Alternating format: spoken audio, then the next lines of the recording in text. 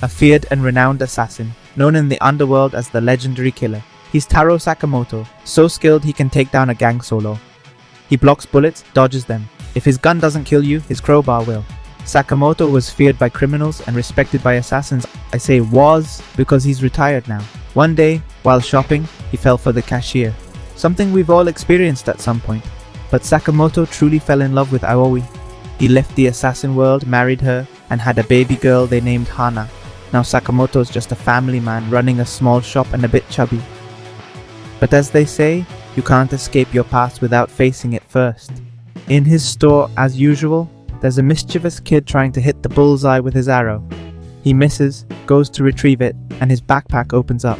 A bottle of ink falls just as a man in white pants walks by, and his pants get completely stained. The man angrily grabs the child, who gets scared and apologizes. But as he moves, he accidentally steps on the man's white pants, leaving another stain. Now the man is furious and about to hit the boy, but Sakamoto stops him and imagines stabbing a pencil in his throat. But he only did this in his mind. Remember, he's not a killer anymore. Then a guy named Shin says he saw how Sakamoto killed the man in his mind, claiming he's a psychic who can read minds. Sakamoto, not in the mood for games, imagines killing Shin instantly. Shin, frightened, begs him to stop killing people in his mind. It turns out Shin was Sakamoto's former colleague. Both excelled at their job, and Shin always admired his mentor. He still does, but can't stand seeing him so unkempt now. Sakamoto's now got a huge double chin. He doesn't speak to Shin, who can only read his mind. Shin hears Sakamoto refusing to return to his assassin ways. Shin gets angry, reminding him he was once the legendary killer, feared by criminals and revered by assassins. Now he's just a fat old man. Shin lights a cigarette to calm down, but Sakamoto swiftly breaks it, as smoking's banned in the store. Shin's amazed at Sakamoto's quick reflexes. Shin realizes this is a sign that Sakamoto could kill him anytime if he wanted. Just then, a man approaches Sakamoto asking for a favor, to maintain his tree. Then a woman asks him, he asks her to make her daughter eat vegetables. Then some kids cry because they can't play together without two balls. So Sakamoto splits his ball in two so they have two balls to play with. Seeing all of this, Shin notices Sakamoto's become the nice old man who helps everyone in the neighborhood. He's likely hiding his assassin identity, but Shin says he'll be back. Before leaving, the mischievous kid shoots an arrow at his head. Then Shin returns to his car to leave, but thinks about how Sakamoto still has that mystical aura of a great assassin. Though now just a kind old man, Shin still admires him like day one, squirming with joy in his car at seeing his master again. As the car shakes, like there's a couple getting frisky inside, a nearby mom shields her kid's eyes to avoid trauma. Just then, Shin gets a call from his boss, asking if he's done the job. By job, I mean killing Sakamoto. Shin says it's not necessary because Sakamoto is not a threat now, but his boss wants him dead not for that, but because Sakamoto left the assassin group and deserters must die. So Shin has to complete his mission. He thinks back, remembering his time with Sakamoto. He admires him, but knows if he doesn't do it, his boss will send someone who will. So Shin decides he'd rather finish Sakamoto off himself. He returns to the store while the mischievous kid's distracted by something gross. Shin, focused, enters the shop and apologizes to Sakamoto. Shin shoots, but Sakamoto deflects the bullet by spitting his cough drop. Sakamoto throws ice cream, making Shin lose sight of him. Though Shin can read minds, he can't hear Sakamoto's thoughts despite his proximity. Sakamoto creates a diversion, then bombards Shin with cough drops. When Shin's exposed, Sakamoto ends the fight with a powerful kick. Before blacking out, Shin recalls he'll never match his master's skill. Shin wakes up to see Hana and Oi standing over him. Turns out Shin's at Sakamoto's place. He was there all along. Sakamoto lives above his store, Oi cooks, and Shin settles in. He's on edge, thinking the food's poisoned. After all, why would Sakamoto invite him over after he tried to kill him? Shin, trained to resist poison, tastes the food. His face lights up with pure joy. Oi chuckles, recalling Sakamoto's similar reaction when he first tried the food.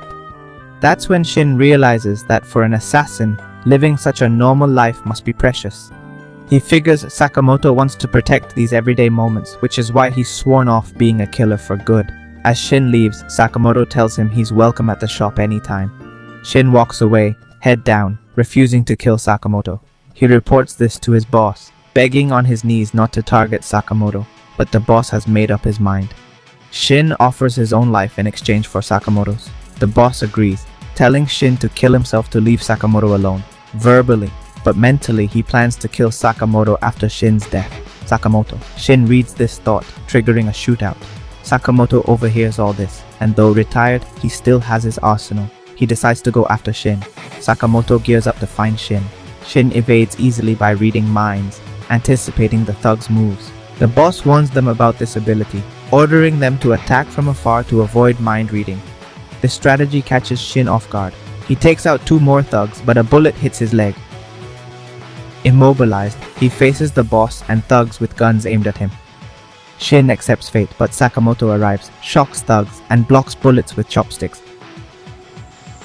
Sakamoto overpowers the remaining thugs, sending them flying without killing them. Remember, Sakamoto's done with killing. He whips out 2 knives, breaks the remaining guns, and takes down the gang leader. Sakamoto rescues Shin. Shin asks how he found him. When Sakamoto knocked him out, he planted a tracking mic on Shin's gun. That's how he knew everything that was happening. Shin thanks him and says he's leaving town, but Sakamoto tosses him an apron, offering 800 yen an hour, about $5, with overtime for extra hours. Sakamoto hires Shin for his shop. Shin didn't ask, but it's not a request. So Shin's back working with Sakamoto, not as killers, but it's better than nothing. Shin's organizing stuff when the kid we know asks him to play, but Shin can't now that he's got a job. The kid asks if he's worked before, and Shin overhears Sakamoto thinking if he tells anyone he's an ex-killer, he'll kill them.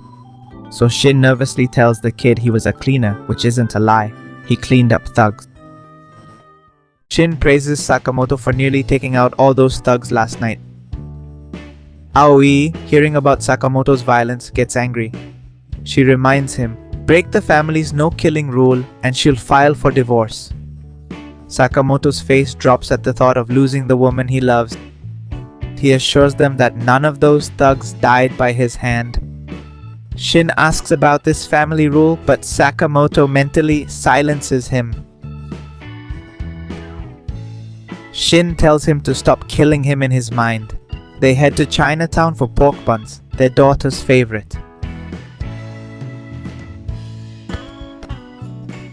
Suddenly, a girl falls from a window, crashing into Sakamoto and ruining the buns. The girl, Lucha Otang, a martial arts expert, was being chased by thugs. She fends off some attackers while Shin urges Sakamoto to get up due to the dangerous situation. Sakamoto, however, is sad, thinking Hana will cry because she won't be able to eat her favorite buns. The situation with Lucha Otang escalates. A thug pulls a knife, but Sakamoto easily disarms him while Shin takes down another. As more people arrive after Lucha Otang, Sakamoto grabs her and they flee. Meanwhile, there's a man who wants her dead. He's after her because Lucha Otang has a key to a vault that he believes would give him total control of Chinatown's black market. His agent is then beheaded by Bacho, who's accompanied by his brother Sonji. The boss sends these brothers to retrieve the key, not caring who they have to kill to get it. Lucha Otang escapes with Shin and Sakamoto across rooftops. Shin asks her why were those thugs chasing her. She explains they're after her key, which opens her clan's vault. Inside are treasures passed down for generations. Shin suggests giving up the key, saying no treasure's worth her life. But Lucha Otang refuses to part with it. Her parents died protecting this key when the mafia attacked, wiping out their clan. Lucha Otang escaped, vowing to guard the key with her life just as her parents did. Sakamoto offers help for pork buns. Confused, Lucha watches Bacho kick him flying.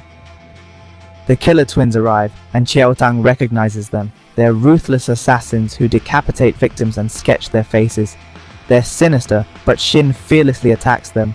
Sonji threatens him like Bacho did Sakamoto, but Shin knows it won't kill the world's top assassin. When Bacho strikes, Sakamoto counters with a blow 20 times stronger. The roof shatters, leaving Chiaotang stunned. Like the eerie twins, they're impatient, demanding Chiaotang hand over the key or face her parents' fate. They did to her parents. Enraged, Chiaotang moves to attack, but Sakamoto stops her. Chiaotang's fury grows, facing her parents' killers. Sonji hurls a knife at her, but Sakamoto intercepts it. Sonji says he just wanted to send her to heaven with her parents. Chiaotang asks why he's helping her. Then a memory comes to Sakamoto. It's Christmas night. Sakamoto brought Ahoy a gift, but she noticed blood on his hands. She realizes he bought this gift at the cost of killing people, and she can't accept that. As Sakamoto kept killing, Ahoy says goodbye, stating their love won't work. Ahoy jumps from the building, and Sakamoto rushes to save her. He succeeds. Ahoy did this to show Sakamoto how people act when loved ones are in danger. Everyone loves, and it's wrong to end that love. She tells Sakamoto to stop killing and instead save lives to make up for those he's taken. That's the family rule. Shin cries upon learning the origin of this rule. The assassin twins launch their special killing move on Sakamoto, but he dodges it effortlessly. The only pain he feels is from his muscles due to all the movement, but Shin's there to patch up his minor scrapes. The brothers lose it and decide to use their secret deadly technique. Only 3 people ever saw it, and none lived to tell the tale. But Sakamoto's even less patient and quickly dispatches Bacho. He disarms Sonji, who desperately seeks Kyo-tang to kill her, but Shin stops him. To finish it off, Sakamoto drops a fridge on Sonji. They defeat the killer twins, while the boss frantically tries to open the vault. Sakamoto and crew arrive. Kyo-tang threatens the boss for destroying her clan. In the end, they just use him as a punching bag. After beating him to a pulp, Kyo-tang feels satisfied. Shin says it's not enough and he wants to teach her a lesson too. But Sakamoto stops him by breaking his neck, though only in his mind. Shin's getting tired of asking him to stop killing him mentally. Kyo-tang says that's enough. As his dad said, you can't always kill those who annoy you. It's better to choose a happy life. Kyo-tang opens the vault, revealing jewels and items of economic and sentimental value. But Kyo-tang finds the best treasure, a liquor jug with a message on it. It was written by his father. It says the liquor is saved for when Kyo-tang comes of age, so they can drink together. Kyo-tang tears up. While there, Kyo-tang toasts with them to thank them for their help. The next day, Sakamoto's hungover and Kyo-tang arrives to start working at the store. Shin asks why he works when his vault's treasures provide enough wealth. Kyo-tang won't use ancestral items. Sakamoto shares the family's sacred rule with Shin, now considered a member.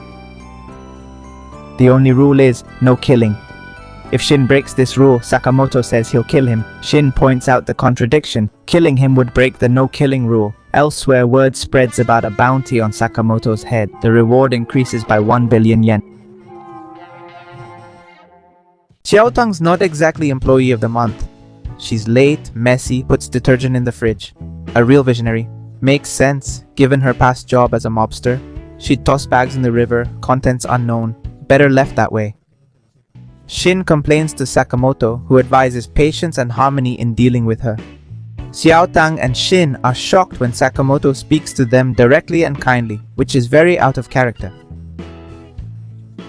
Turns out this Sakamoto is an imposter. The real one arrives, sits down, and reads his newspaper as if nothing happened. The fake Sakamoto tries to kill the real one, but as we know, Sakamoto isn't easy to take down. This guy's a disguise expert and Sakamoto's old colleague. He's Nagumo, and he can't kill Sakamoto even if he wanted to. Word spread about the billion-yen bounty on Sakamoto's head, so he came to warn him. Xiaotang and Shin don't believe him. They're angry he posed as their boss, treating them like fools. Shin knows Nagumo's special. He can't read her mind, so he didn't know she impersonated Sakamoto. Sakamoto's warned.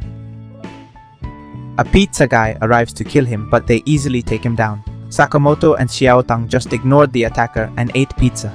Nagumo warns future assassins won't be rookies. He asks if Sakamoto can avoid killing anyone. But Sakamoto won't break the family rule, no matter what. Sakamoto spots a camera in the pizza box and leaves a message for those watching. On the other hand, Donden Syndicate members are trying to take him out, but Sakamoto warns them to stay away or he'll send them straight to hell.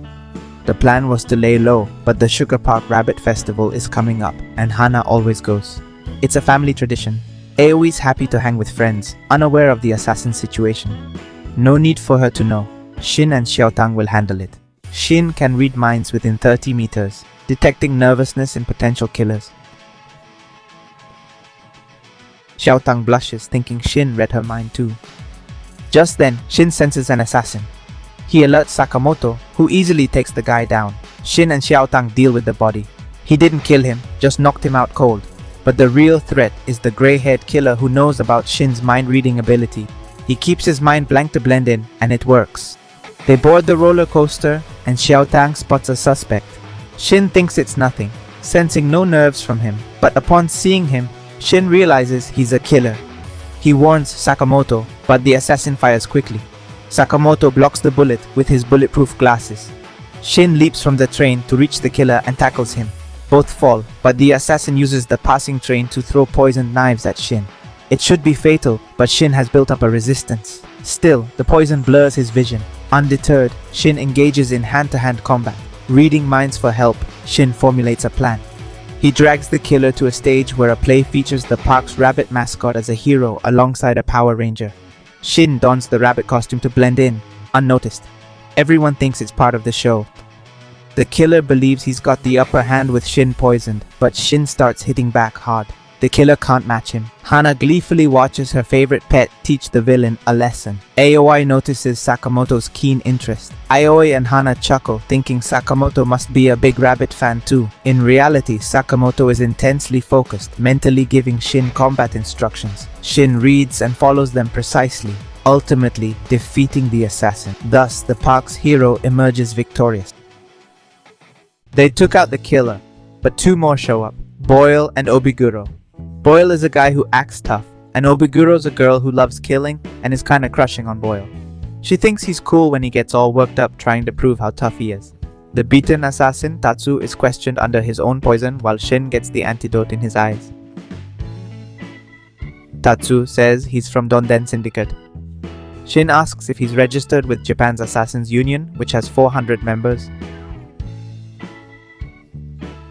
Then Aoi and Hana arrive. Hana sees Tatsu tied up and recognizes him as the villain who fought the park rabbit.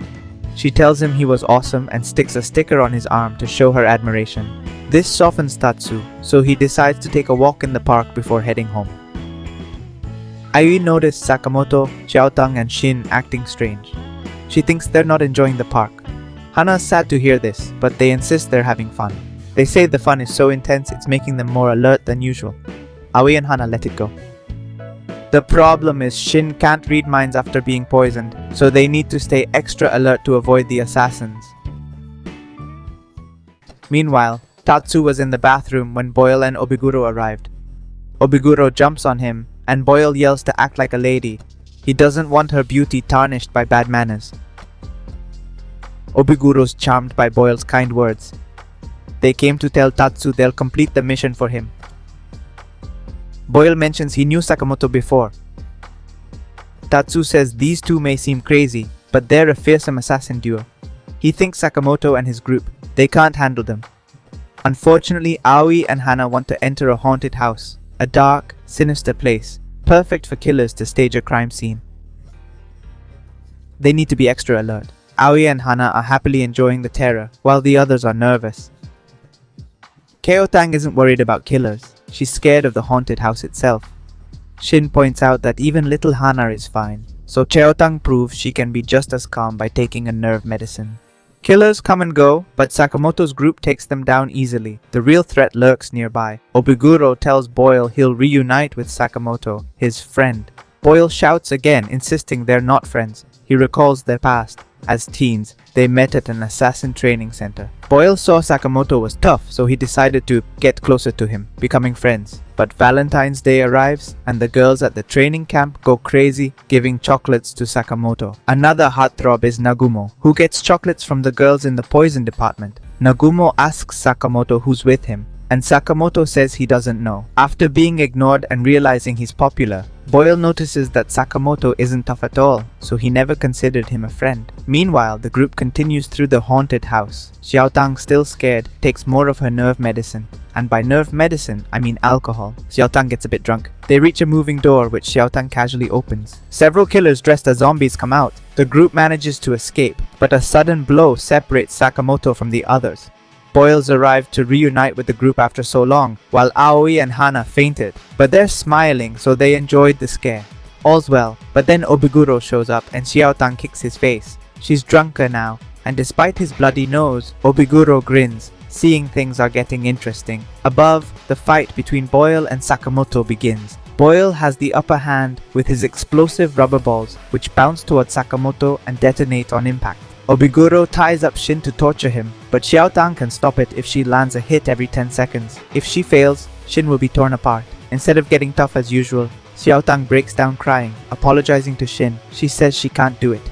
The alcohol's made her emotional. Sakamoto's down, unable to beat Boyle's explosive rubber balls. He's struggling to find a way to counter them. He calls this technique Super Ball Bombs, and now he'll deliver the final blow with his other move called Dynamite Rocket Punch. Hearing these silly names, Sakamoto recalls how Boyle had explained each of his techniques when they were at the training center. Now Sakamoto remembers Boyle, but Boyle isn't here to chat. He pummels Sakamoto, berating him for going soft and weak because of love, bringing up that Valentine's Day incident and his new family he's made. Boyle would end the fight with his Dynamite Rocket Punch, a rocket-powered strike aimed right at Sakamoto's face. But Sakamoto remembers what he's fighting for and what he must protect. He takes the hit, and Boyle, thinking it's over, feels a murderous aura. Sakamoto rises. The former legendary assassin stands up. Sakamoto reverts to his old self and tells Boyle he'll now fight seriously.